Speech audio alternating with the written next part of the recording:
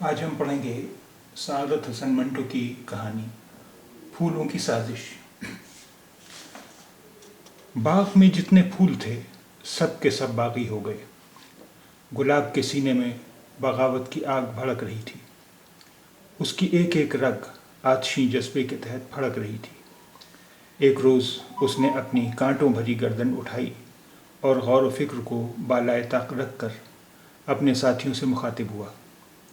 کسی کو کوئی حق حاصل نہیں کہ ہمارے پسینے سے اپنے عیش کا سامان مہیا کرے۔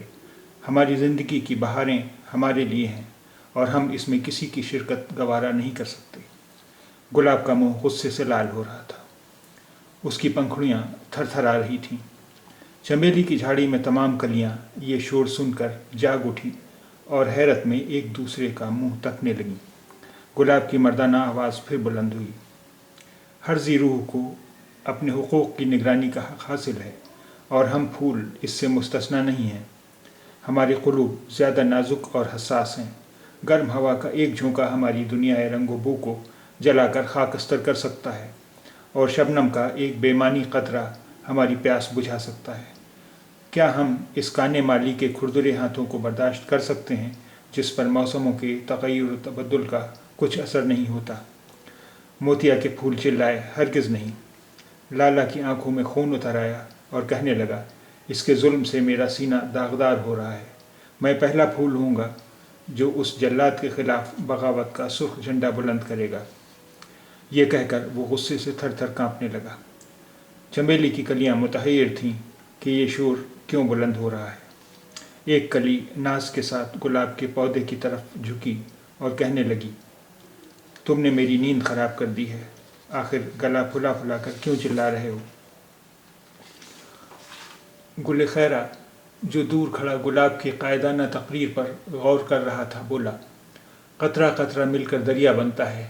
گو ہم ناتواں پھول ہیں، لیکن اگر ہم سب مل جائیں تو کوئی وجہ نہیں کہ ہم اپنی جان کے دشمن کو پیس کر نہ رکھ دیں۔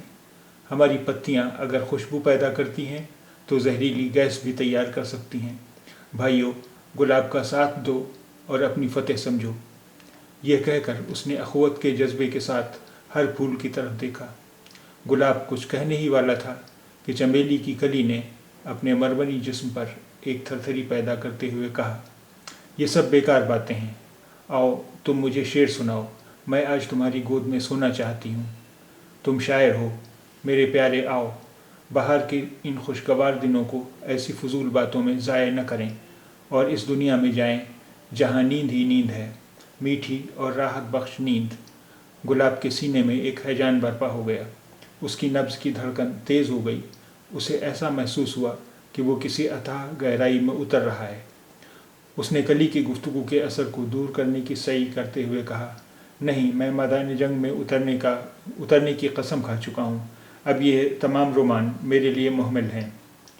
کلی نے اپنے لچکیلے جسم کو بل دے کر خواب گوں لہجے میں کہا، آہ میرے پیارے گلاب، ایسی باتیں نہ کرو، مجھے وحشت ہوتی ہے۔